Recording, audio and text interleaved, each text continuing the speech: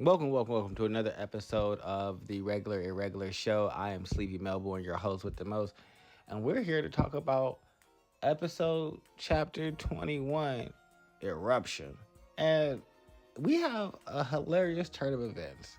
So, chapter starts with us still getting that Neo distress signal sent to us, and we have Urek being like, all right, I have no choice. I gotta hurry to the throne room. After kicking Angel to the ground, he takes off. Angel is not very happy about that. Talking about, I'll kill you, you piece of shit. Which, Brody, if you couldn't escape from him when you attempted to, why do you think that you could kill him now? But regardless, neither here nor there. We get to see our man Urek flying off, and we have the blue-haired girl. I hate her so much. Aura. I just know that she's on trash. She's my least favorite character right now.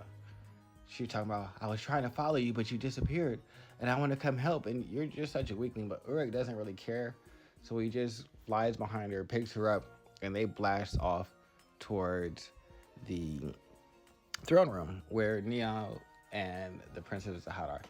Back with Neon and the Princess Ahad, we get Neon talking about how he just has to buy time. He sent the distress signal to Urek already, and so now he just has to stay in this flow state. While he's thinking about that, we have the princess telling Pax that, hey, this is an orb. It's a much harder to produce form of Shinshu, a lot more dense, and while he has that out, you should run and like not let it hit you. Which Pax is like, all right, got it. And so Pax is basically moving out of the area where the battle is happening.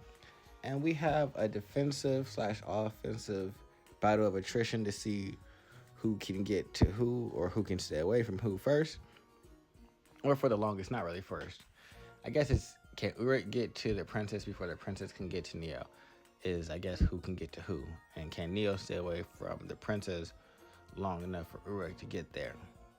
Those are the things that we're wondering. But Neo launches an attack from his orb, and it splits into 3 different Shinshu shots that maintain the same level of potency.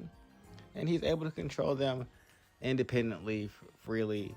And this is kind of how he creates his own version of a cage to keep the princess from advancing to him.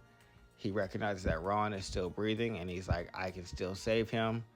And that right there is all that I needed to know and read to feel like our guy Neo is a good guy, and that's it. I don't need a lot.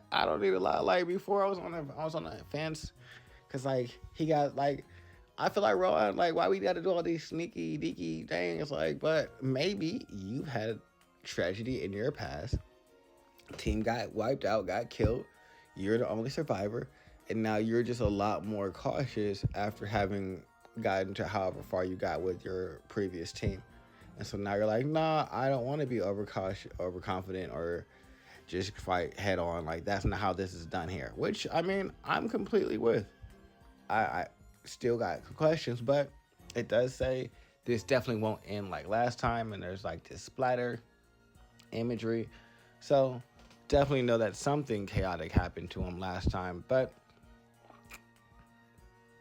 next to that, we get to see the princess trying to come up with a plan, recognizing that, hey, he's doing this to keep me away from him. And so if he's doing this to keep me away, I'm going to charge in even harder. And so, like I said, this starts the battle of cat and mouse that they enter into until the princess starts moving forward and getting closer in a spiral tactic.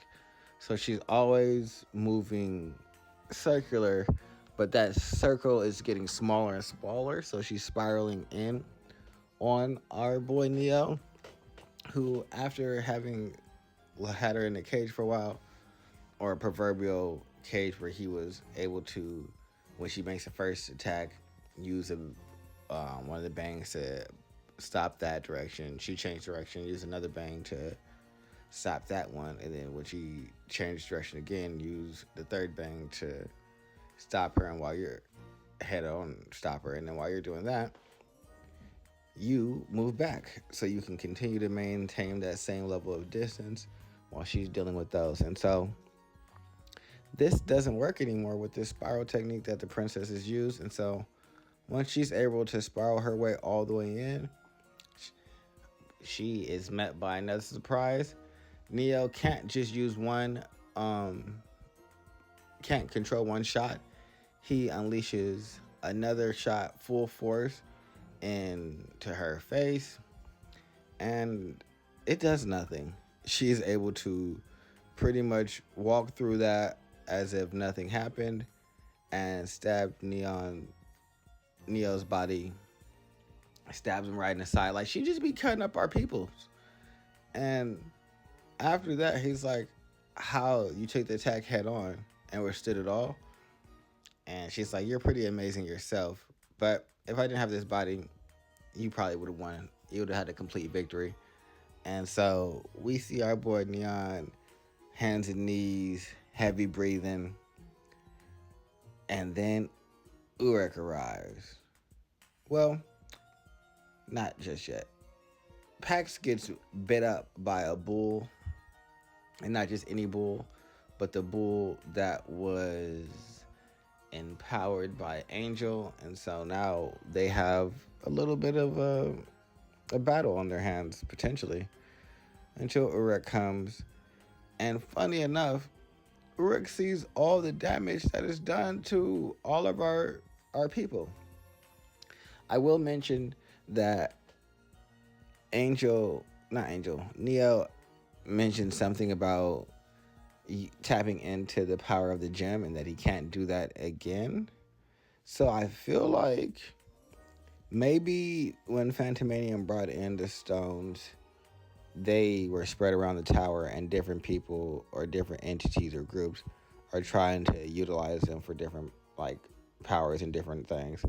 But we'll see how that like really manifests itself. Regardless, we do, like I said, get to see our boy Urek popping up, seeing Angel, well, not Angel, but seeing the bulls, seeing the Princess Ahad and Ron, and being like, I was wondering why you sent a distress signal, and now I find this. It was you who did this, motherfucker, and he is talking to the bull. And that is incorrect, sir. It is not the bull that did this. The princess did this. So I want to know if he figures out it's the princess after he takes out this bull, because clearly Bull's on the shit list. Bull's out of here. Like, I don't think people are going to be able to tell him quick enough for him not to get rid of the bull. But I think Princess needs to get some comeuppance, because, like, stop playing with my group. Like, you stab both of them because you think that you on his level and you not, and you got to get what's what, too. So I really need to see the Princess get beat up a little bit, because stop. You don't get to stab the crew and then go unscathed. Fuck that. But other than that, this has been Sleepy Melbourne with another chapter reaction for fucking Tower of God, Rise, man, Ascent. I was not expecting this shift in time. I wanted to see Angel get that fist and feet put to him. I think that's how this story is going to go, though. We're going to get a lot of, like, I want to see Urek beat this person up.